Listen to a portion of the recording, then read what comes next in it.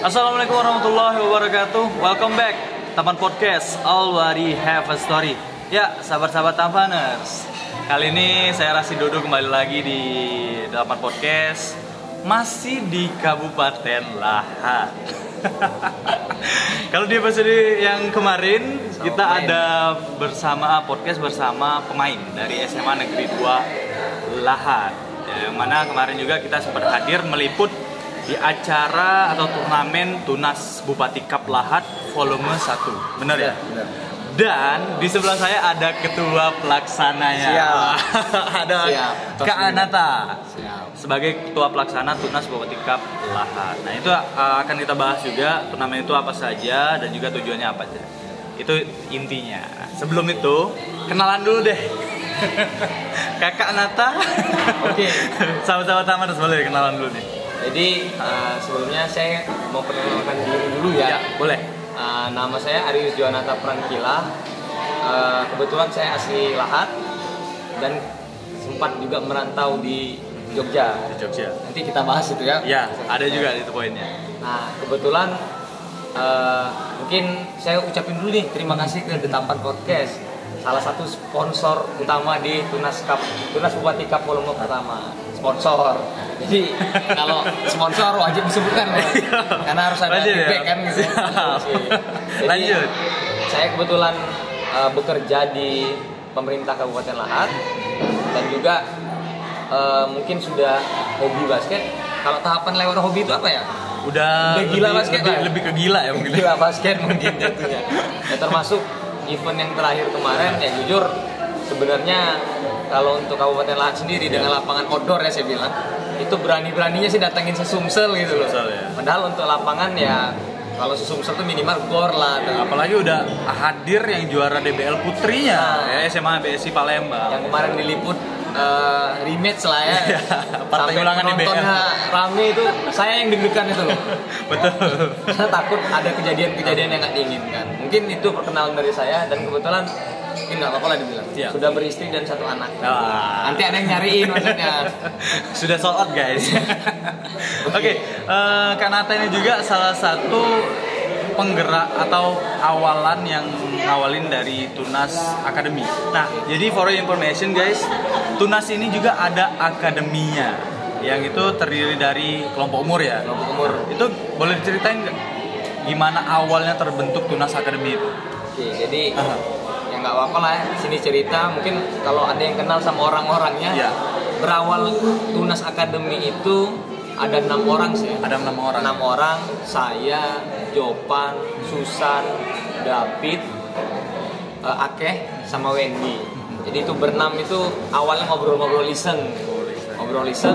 Tetapi kok pas dilihat, pas nih ada yang dari pelatih cewek, pelatih cowok, referee untuk ngajarin istilahnya pengetahuan game gitu kan untuk anak-anak.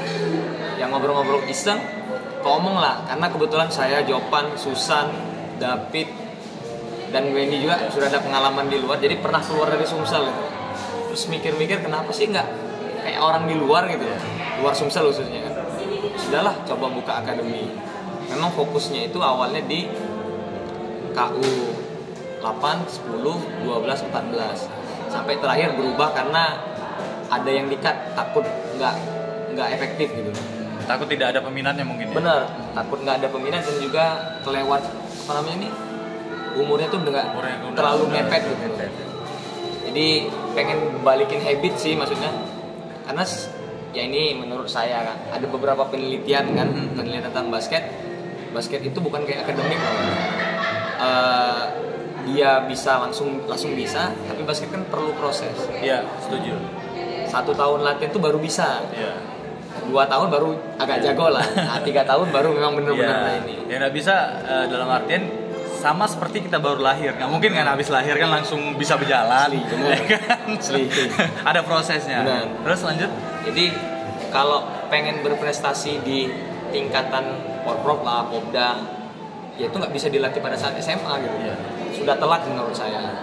Jadi kecuali kalau dia memang nggak sekolah, cuma main basket terus, sehari 3 kali gitu. Cuman kalau dia masih sekolah, masih istilahnya aktivitas dengan keluarga dan lain-lain, otomatis ada range waktu yang lebih panjang makanya ya sudahlah kita mulai dari SD. SD itu mulai baca-baca lah mini basketball dari FIBA, rule-nya dan lain-lain. Coba diterapin di sini. Ya alhamdulillah peminatnya lumayan banyak Mas. Tapi memang Covid yang memang merusak. Tapi tahun berapa awalnya terbentuknya Tunas Academy ini? Kalau sebenarnya obrolan itu sudah mulai dari 2019. 2019. Pas Covid dong. Pas Covid asli. Jadi ngobrol kepotong gara-gara Covid yang ini 2020 awal Covid reda kan. Tunas lahir. Jadi Tunas lahir pada saat Covid gitu. Pada saat Covid. COVID ya. Tapi yang pengen aku tahu lagi nih Pak, dalam artian atas dasar apa sih kalian membentuk akademi ini? Jadi kalau akademi itu pada dasarnya sih pengen ada atlet lahat lah. Jadi kami berenam sudah sangat seneng ya. DBL SMA 2 udah berapa kali kan? Sudah berapa kali back to back champion juga kan, finalis. Porprov cowok di di Prabu Muli itu juara 3 loh. Nah yang di Batur aja yang cewek yang juara 3. Jadi kami nggak ingin lepas momen itu gitu. Jadi istilahnya momentumnya lagi naik, nanjak, jangan lagi flop lagi. Karena lahat kan sempat flop, istilahnya tidak ada yang diketahui di luar situ. Jadi saat lagi naik itu otomatis kan harus kita jaga. Nah salah satu ngejaganya itu ya SDM berarti. SDM harus diperbanyak. Nah dasar itulah akhirnya ya sudah yuk kita jalan sama-sama gitu berenam. Ya walaupun pada saat berjalan ya namanya organisasi pasti ada permasalahan, masih ada kendala dan sebagainya. Tapi pas waktu zaman Covid nih kalian memberanikan diri untuk membentuk akademi ini. Pasti itu kan suatu hal yang berat nih Pak. Asli berat. Ada banget. Kendala dan hambatan. Boleh nggak diceritain kendala sama hambatan pada saat itu? Jadi ya ini kebetulan waktu itu kan Covid menurun landai. Ya namanya kita yang euforia tentang olahraga ini kan berharap Covid tuh ya udahlah pas landai itu selesai gitu kan.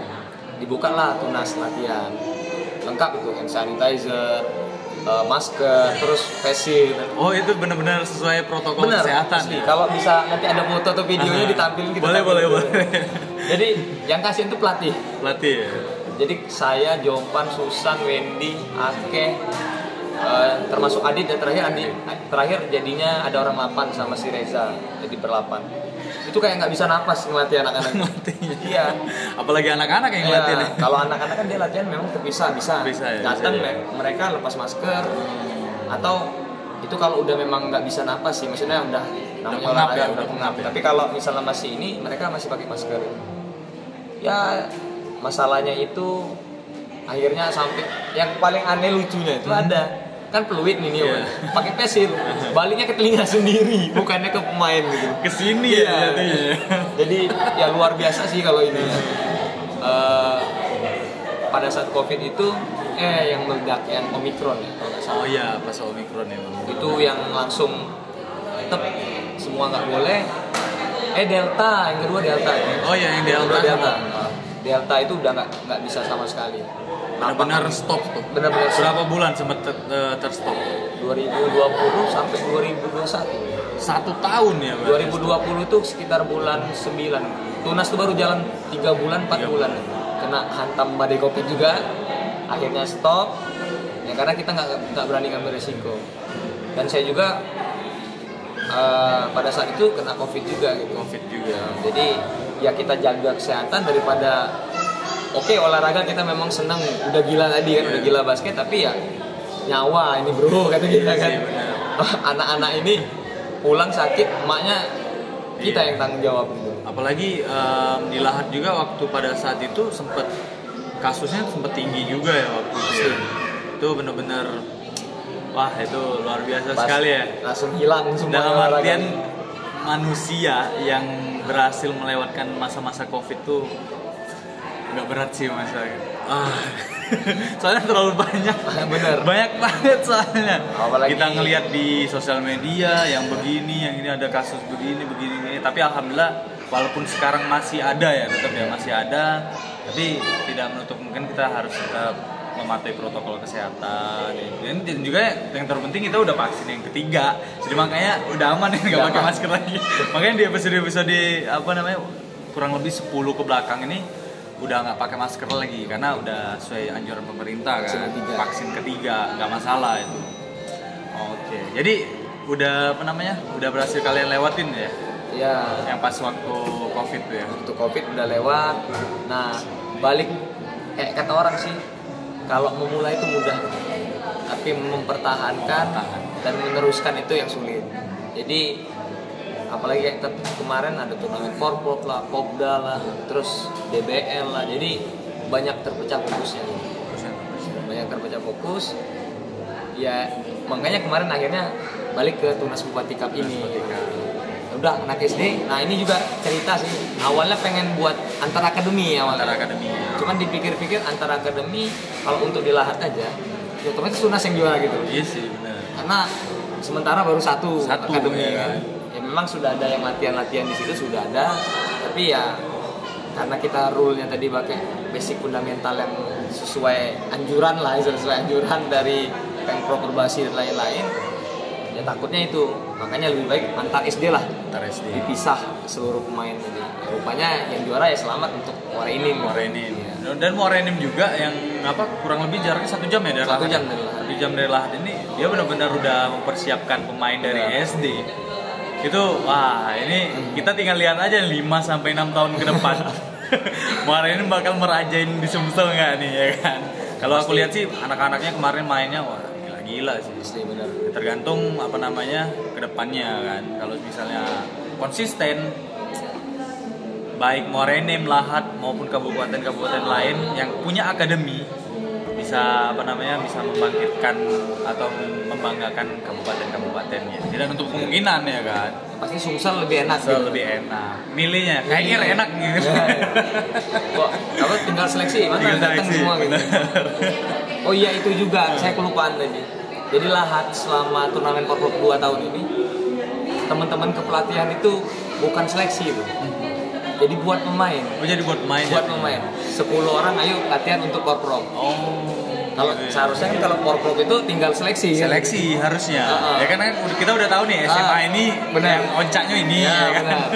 Kalau bahasa Palembang itu puncaknya ini. Puncaknya ini kan SMA ini oncaknya ini kan. Kalau yang Porprov kemarin bingung. Terpaksa yuk 9 cari satu, kamu mau ikut Porprov nggak? Yuk latihan sini. Ajak-ajakan jadi. Ajak-ajakan ini.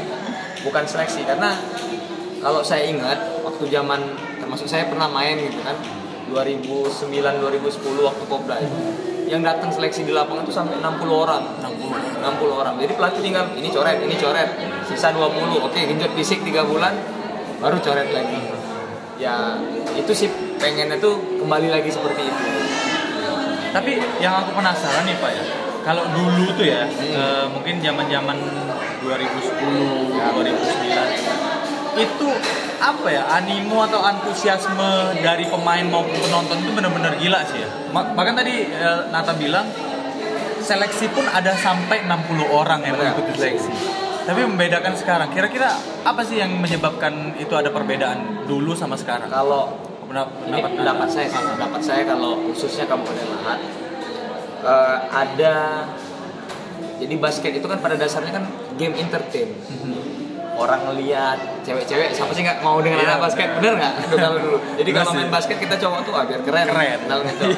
Nah kalau wadahnya itu nggak ada, eventnya nggak ada, ya gimana dia mau menikmati basket? Makanya jadinya ya pemain basketnya dikit. Kalau dia eventnya mungkin kayak di Pulau Jawa ya, kayak di di Cirebon lagi MC itu kan rutin ya. Terus nanti dia pindah lagi ke Jogja, ke Surabaya dan lain-lain ya. Jadi mereka tuh sudah habit lah. Kalau kita basket jadi habit tuh sudah bakal mudah lah ke depannya untuk ini, untuk kita tidak apa namanya, tidak susah untuk mengarahkannya ke depan. Benar. Gitu sih. Nah, menyinggung tadi yang Nata bilang pernah di Jawa tuh. Di Jawa berapa tahun?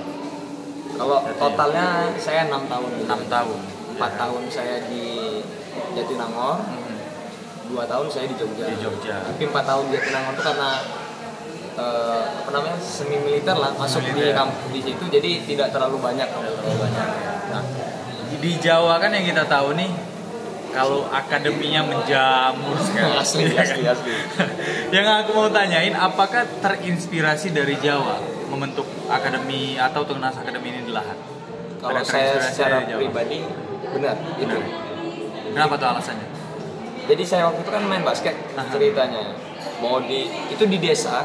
Kalau teman-teman pasti sudah tahu sih Gor Kelebengan itu kan punya desa itu. Oh, di desa. Punya desa itu. Desa ya? Pemda Sleman tapi desa Kelebengan. Nah, Gor punya desa dipakai BPJ latihan. Di situ ya saya lihat ada turnamen SMP, SD, dan saya kaget itu anak SMA atau SMP lah. SMP di sana itu udah melebihi anak SMA kita gitu loh di sini. Oh iya, rata-rata skillnya. Benar. Ya, skill dari dia ya, kalau postur kan nanti jadi perdebatan sih, ada yang tinggi perlu, ada yang tinggi nggak perlu, benar kan? Benar sih. Tapi sekarang lebih fokusnya yang tinggi sih. Nah, gitu. Jadi pas lihat kalau dia SMP mainnya udah kayak gini, otomatis dia latihannya kan pasti pada saat dari sebelumnya. Dan kebetulan lihat ada akademi di sana, ya luar biasa saya bilang. Sampai DBL pun berani buka akademi di Jogja kemarin. Iya sih, ada. Berarti kan minatnya banyak. Iya. Ya kan di Jogja, di Surabaya, sama di Sumatera. Di mana ya Sumatera? Medan ya apa ya? Saya kurang tahu juga. Camp Medan kalau nggak salah sih. Oh, jadi atas dasar itu mungkin ya? Kalau saya pribadi itu. Dan terus teman-teman juga kayak Susan, Jopan kan kuliah juga kemarin di Jogja ya, di Jakarta. Di UNJ. Susan kan ya tahu sendiri, ya termasuk pemain legend lah misalnya untuk cewek, udah sering keluar juga kan gitu. Jadi sudah banyak ini ya, rupanya obrolan tadi nyambung. Mungkin satu visi misi mungkin ya kan, dari apa namanya pengalaman masing-masing digabungin satu-satu dan terbentuklah tim. Bentuk Tunas Akademi. Keren sih. Ini harus dicontoh nih untuk kabupaten-kabupaten yang lain. Kalau di Kota Palembang kan kita udah tahu nih banyak, ya kan? Ada Sepaket Basketball Academy, Duta Jaya Academy, terus juga ada NMB Academy, dan juga nanti insya Allah Son The Tampans Academy juga bakal buat. Amin. Kita buat sahabat-sahabat Tampaners doakan saja, ya kan, mudah-mudahan semakin banyak anak-anak kecil, ya kan, kelompok umur dari 6, 8, 10 bahkan sampai 12, 14 itu yang pengen main basket, ya kan. Yang harus kita buka mindsetnya sekarang, basket itu sekarang udah jadi entertain, udah jadi industri, ya kan. Sama kalau di Pulau Jawa itu udah dari dulu sih jadi industri, makanya orang tua di sana kalau anaknya mau main basket udah dibolehin karena udah tahu jenjangnya, ya kan. Bener. SD kalau dia bagus main basketnya dapat beasiswa SMP. SMP kalau dia main basket bagusnya dapat beasiswa SMA, bahkan sampai kuliah dan pekerjaan. Nah, ini melalui The Tampan Podcast ini juga kami selalu jelaskan di sini tempatnya wadah untuk membuka mindset terutama orang tua juga, basket itu industri entertain ya. Mudah-mudahan menjanjikan ya kan. Bukan seperti dulu lagi mungkin ya. Karena sekarang udah beda ya kan. Mana juga kalau misalnya udah mau jadi pemain profesional ada IBL. Ya kan? Kalau di kampus ada Liga Mahasiswa. Bener-bener industri. Insya Allah sukses lah. Wong tua jangan pada khawatir ya. Jangan, pokoknya ya kuliah bisa beasiswa. Itu yang penting sih sebenarnya. Itu yang penting, ya kan. Bahkan sekarang juga bukan hanya di Pulau Jawa sih, di Palembang juga udah beberapa menyediakan beasiswa untuk kampusnya. Makanya itu lebih dibuka lagi mindsetnya, lebih buka lagi pikirannya supaya ya pemikiran-pemikiran tentang basket ini bisa secara luas lagi ke depannya. Kita doakan saja ya. Kita lanjut. Oke. Kita lanjut lah. Jadi sambil minum boleh. Kemarin juga sempet pernah kuliah di UGM ya, di Jogja di UGM. Ya, beruntung. UGM. Kenapa tuh beruntung? Ya beruntung bisa di situ. Beruntung bisa di situ ya. Kalau saya sih nggak nyangka bisa kuliah di situ. Pasti di sana ada culture ya, culture basketnya itu bisa diceritain nggak? Basketnya di sana gimana? Jadi saya sih sebenarnya sih enak kalau ngobrolin masalah ini. kalau UGM itu kan pasti semua sekolah pengen anaknya di situ gitu. Orang tua pasti pengen di situ. Nah, jadi saya di sini ingin kasih tahu ke orang tuanya lewat podcast ini kan. Kalau memang pengen anaknya kuliah di UGM, nggak apa-apa suruh dia jadi atlet basket. Karena kenapa UGM juga buka jalur untuk prestasi. Oke. Saya pernah kebetulan istri saya juga pemain basket gitu. Pemain basket. Ketemunya pas saat kuliah itu. Oh, pas kuliah. Jadi pas saat turnamen itu dia ketemu sama Maria Leoni, pemain timnas kan. Terus ada Papa, ada Nazira dan lain-lain. Nah, berarti kan untuk kelas pemain timnas masuk ke kampus itu bisa gitu. Tapi ya memang harus diseriusin di basketnya.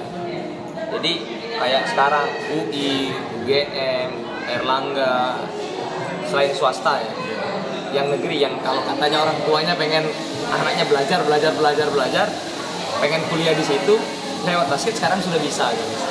Jadi jangan lagi nanti anaknya basket dibilang udah lah nggak usah basket, baca buku aja gitu.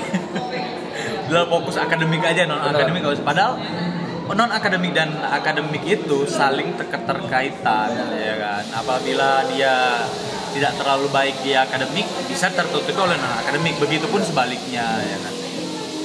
Kayak Derrick Michael lah, bisa ke Amerika kan.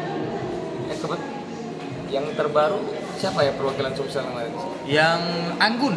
Anggun dari SMA BSI Palembang. Dia terpilih sebagai berapa besar? 15 besar KU 14 Timnas Indonesia Putri. Di Jepang nih kan? Ya, dan di Jepang itu dia melalui program yang lain dari JRNBA malah.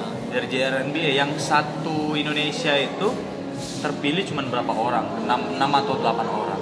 Makanya kemarin insya Allah next episode ini kita bakal undang Anggun ya. Kemarin juga sempat obrol biar sharing satu sama lain juga. Kayak gitu kan bisa ke Jepang dari basket itu kan luar biasa. Itu makanya. Itu yang mau kita gimana sih bisa gitu kan. Kalau yang orang bukan ortodoks, maksudnya berpikiran lama, dia kan agak susah dia berpikiran kalau hanya memikirkan akademiknya. Padahal percaya nggak, anak basket itu nggak ada yang bodoh loh. Iya, kalau dia bodoh nggak bisa main basket, bener kan? Bener. Tangan harus dribble, mata harus lihat shot clock, harus lihat temen. Ya, saya pikir itu nggak bisa dibilangin ini. Jadi kalau anak basket itu sebenarnya kami nggak bodoh, cuma nakal aja. sedikit. Bener. Nah, kita menyinggung yang omongan di awal tadi. Nata sebagai ketua pelaksana Tunas Cup. Nah, mungkin sahabat-sahabat Tambaners masih belum tahu nih apa sih Tunas Cup itu, Tunas Bupati Cup Lahat Volume 1 itu, boleh dijelasin? Jadi awalnya pengen selokalan dulu, buat turnamen tapi lokal dulu. Lokal antar sekolah di Lahat dan antar SD lah, akademi. Tapi setelah konsultasi ke teman-teman, dengar dari senior kan, kalau kita junior ini kan tetap menghargai senior dengan mendengarkan nasihat dari beliau-beliau. Setelah dikalkulasi, kalau antar akademi tadi saya bilang sudah pasti nanti nggak seru. Kalau dia satu kabupaten selatan bae, istilahnya kalau pakai bahasa ini selatan bae, sudah ketahuan siapa juaranya. Yang cewek SMA 2, yang cowok mungkin SMA 4 gitu. Karena itu yang ada jadwal latihannya itu. Jadi SMA lain itu dia tidak bisa berprestasi karena sudah ada yang duluan latihan. Nah, tapi ada satu sisi sih menurut saya yang sangat penting ketika melaksanakan turnamen ini. Saya pengen membuat basket itu sebuah entertain lagi di Lahat. Jadi ketika orang lihat basket, aku pengen main basket. Selama ini kan basket di Lahat itu tidak terekspos. Nah, kalau kayak kemarin saya rasa nanti sore kita lihat lapangan di situ sudah ada anak SD yang latihan. Iya, bahkan kemarin yang nonton ada 1000-an ya mungkin ya. Saya pikir lebih. Iya kan, 1000-an di lapangan outdoor itu udah luar biasa sih. Saya yang cemas itu sebenarnya. takut terjadi apa-apa gitu. Tapi untungnya berjalan kondusif dan aman serta sukses.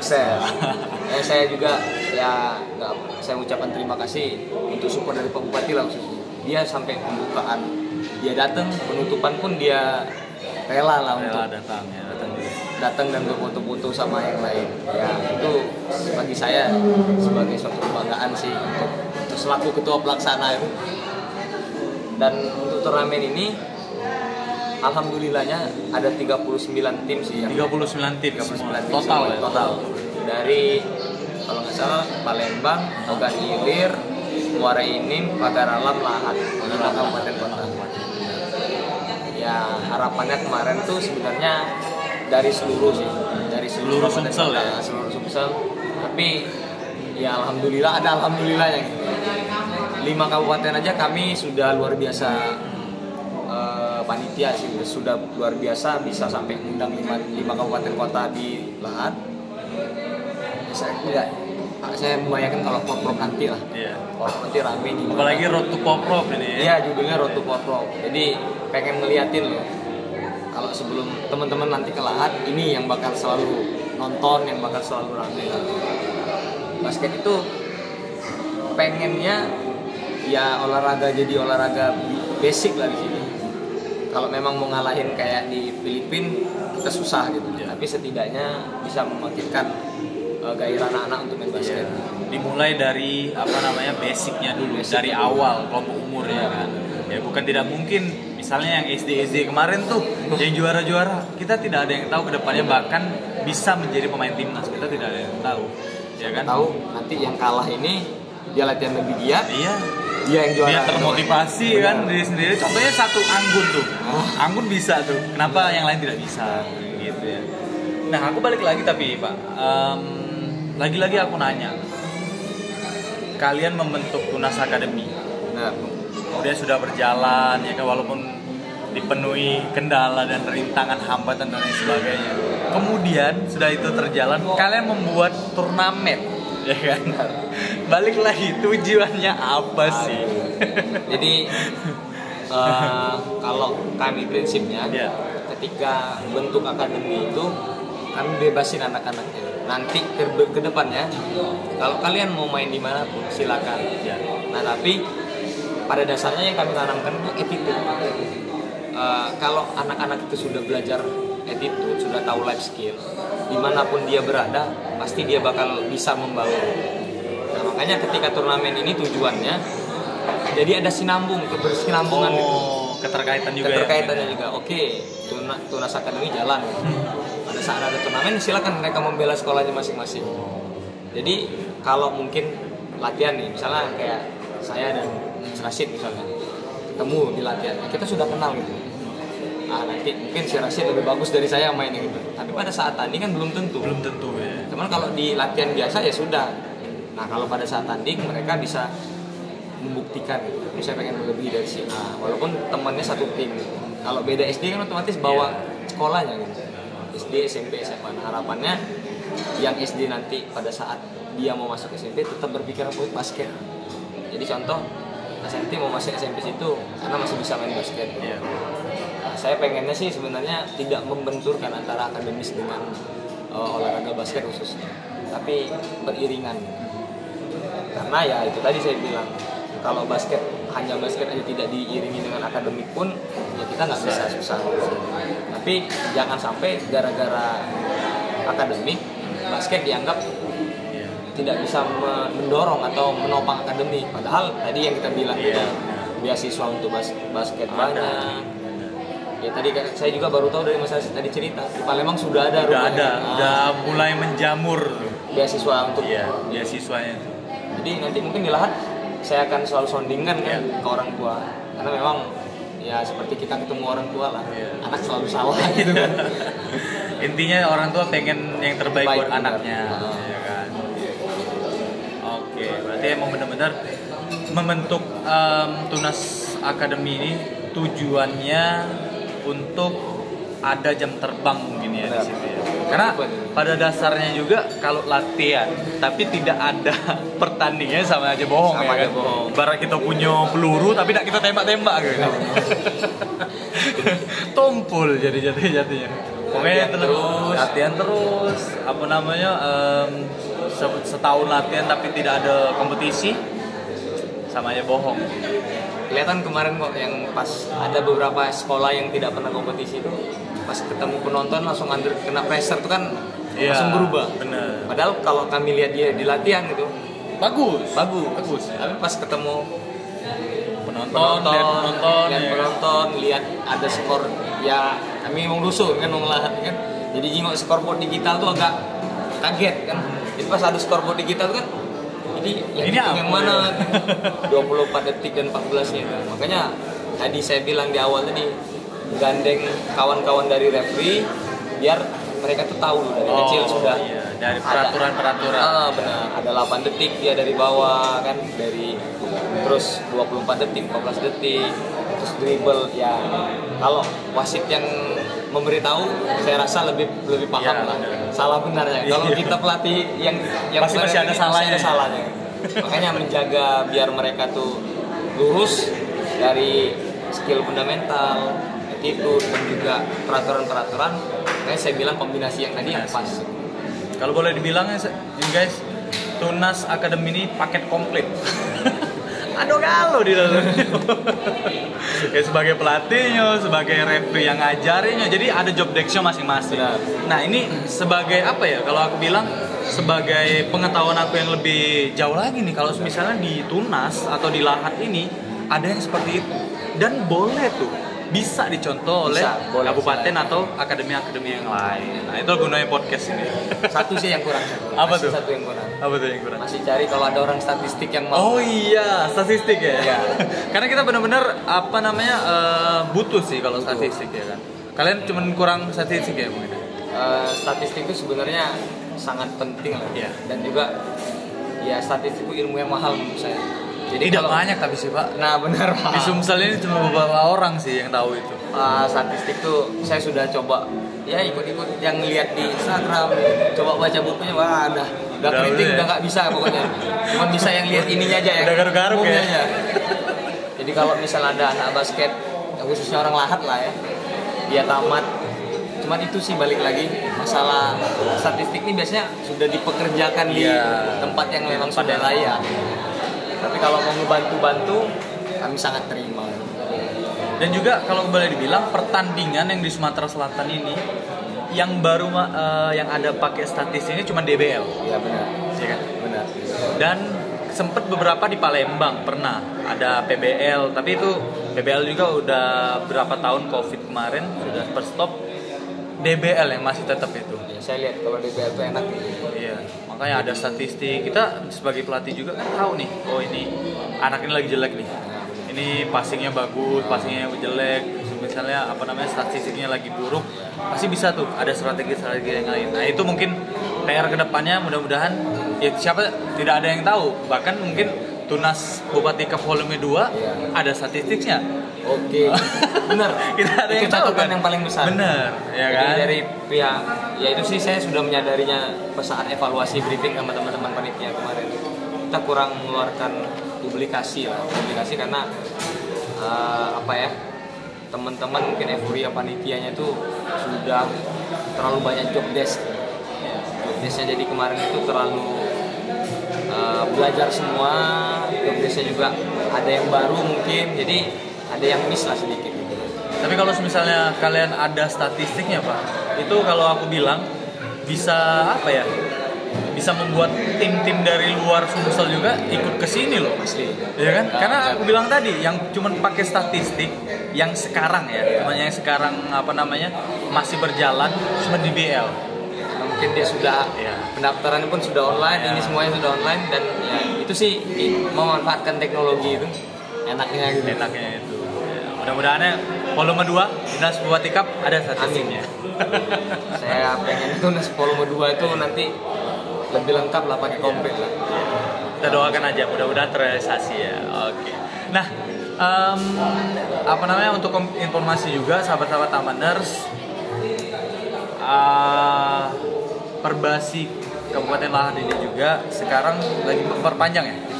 Ya kemarin SK-nya diperpanjang sampai bulan September. Karena kan yang di provinsi baru pelantikan kemarin. Jadi seperti itu ya. Berarti ini jatuhnya kayak mana ke pengurusannya nih? apa pengurusan lama atau sudah ada calon-calonnya? Kalau mungkin sudah ada calon-calonnya, bakal ada pengurusan baru. Sudah ada tuh nama-namanya, sudah ada. Kalau kemarin kan kita bukan nih. Kemarin sudah Jovan udah bilang sudah ada calon-calonnya dan Jovan dicalonkan untuk jadi ketua. Benar. Ketua umum Perbasinya. Kalau Nata?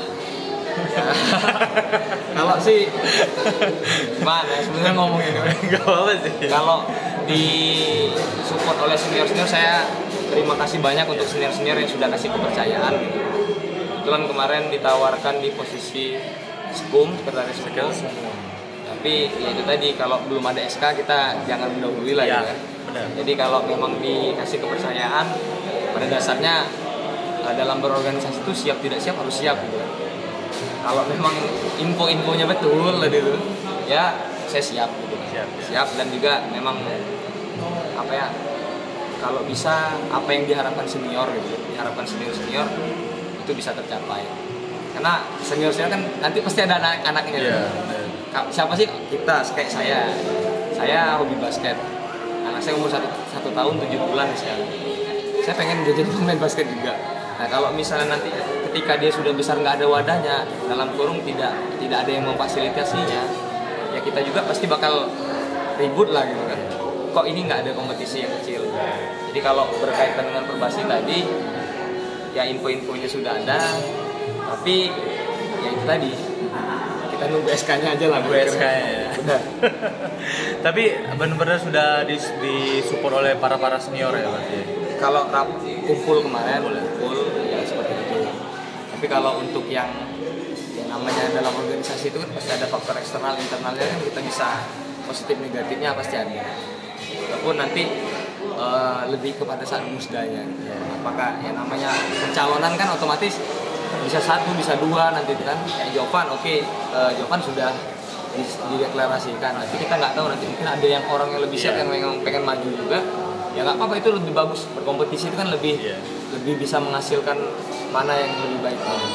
Tapi ya kalau dari kami, ya mungkin senior tadi kata nganggap itu Nas Academy, jadi mereka yang melihat yang apa yang kami lakukan, mungkin itu sih. Jadi juga mungkin dilihat dari segi langsung praktek ya, praktek dan juga ada hasilnya. Ya kalau dari pribadi aku sendiri sih tidak ada apa ya, dalam artian mau muda maupun yang senior ya kan. Benar. Tidak ada masalah sih kalau mau mimpin, yang penting satu tujuan. Benar. Untuk apa? Lahat bercahaya. Masuk Lahat Jaya, lahan bercahaya. Itu sih yang penting, satu tujuan, satu visi misi yang membuat tim basket Kabupaten Lahat kedepannya lebih baik lagi. Oke. Yang penting kita tunggu aja peresmiannya ini. Calon Bapak Sekum. Kayaknya volume 2 volume 2. Lebih enaknya volume 2. Volume 2-nya ya. Oke. Targetnya sih lapangan yang kita tanding kemarin itu sudah direnov untuk persiapan Porprov ya. Kayaknya kalau misalnya memang nanti sudah jadi, mungkin untuk test drive sebelum pelaksanaan Porprov. Jadi pada saat pelaksanaan Porprov sudah tahu kekurangannya apa. Boleh nanti kalau misalnya udah Porprov jalan persiapan kita ngobrol lagi aja. Oh boleh. Cuman ya kalau SK itu udah lebih resmi gitu. Aman, itu lebih enak ngomongnya. Oke, 2 pertanyaan terakhirnya untuk Nata. Ya, pertanyaan pertama itu mungkin target ke depan Tunas apa kira-kira? Apa yang mau dimiliki? Target ke depan Tunas, kalau kami secara pengurus kemarin yang realistis ya. Karena kita kalau di olahraga basket tidak realistis kan berarti kita tidak terlalu menghayal tuh, kita harus lihat statistik tadi kan. Benar. Bisa mengikuti turnamen di luar Pulau Sumatera. Jadi saya bilang aja targetnya sih kalau bisa ikut GMC Cirebon, turnamen Youth apa itu? Basketball club. Iya, Youth basketball. Antara akademi Indonesia. Yang kemarin cuma yang Bangau ikut sama Banyuasin ya. Iya, Banyuasin. Dari Sumsel 2 perwakilan. Targetnya di sana ya. Tapi yang untuk KU 10-nya, KU 10 atau 12. Kalau KU 12 ke atas ya saya bilang anggaplah teman-teman yang dari Palembang sudah bisa mewakili gitu. Tapi kalau untuk yang KU 10, KU 12 harapannya itu sih biar bisa ikut itu. Terus yang target kedua mecahin rekor lah sih. Mecahin rekor, juara 1 Porprov, juara 1. kalau bisa. Pokoknya targetnya itu yang namanya target paling tinggi, ya realisasinya harus sesuai dengan proses tadi. Jadi targetnya tinggi, prosesnya juga harus lebih kuat. Mungkin itu kalau yang penting tetap satu visi misi. Basket Lahat Jaya, Lahat bercahaya. Oke. Bisa apa lo sudah? Anak pakar udah tadi. Tapi keren sih. Nah, pertanyaan terakhir, harapan untuk dunia basket Lahat ke depan apa? Kalau saya pengennya tuh ada salah satu pemain Lahat. Kalau dengar cerita rombongan senior ya.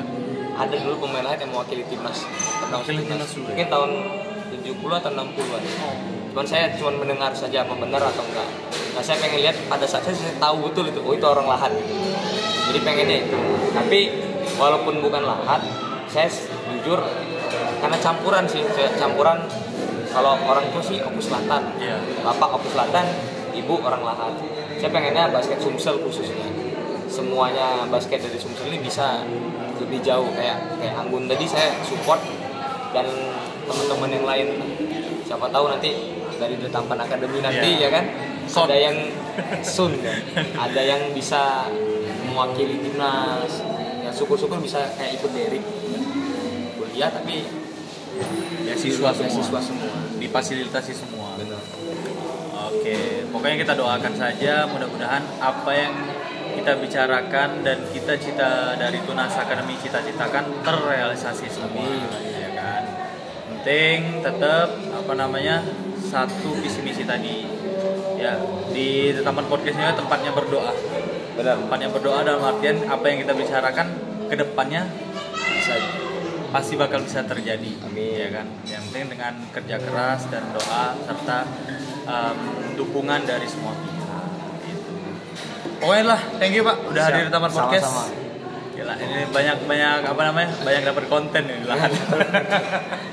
Pokoknya kalau enak sharing cerita kan. Iya, bener. Kami juga pengennya rupanya kayak basket bisa gabung ke podcast ini kan.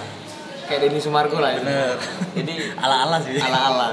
Tapi maksudnya kan dengan hal yang kayak gini ya semuanya itu tadi bisa belajar semua ya. Kayak kami mungkin nanti ada Tunas Podcast. Boleh. Malah kami senang loh itu. Untuk anak SD. Ya, untuk anak SD kan biar memancing minatnya juga. Bener. Kan. Itu. Pokoknya kalau kita ada waktu ngobrol-ngobrol lagi boleh Pak? Siap. Boleh ya? Boleh. Siap. Thank you udah di Taman Podcast. Untuk sahabat-sahabat Tampaners jangan lupa saksikan episode Taman Podcast yang lainnya dan tak lupa juga jangan lupa like, comment, and subscribe. Taman Podcast, all body have story. Thank you. Mantap. Keren.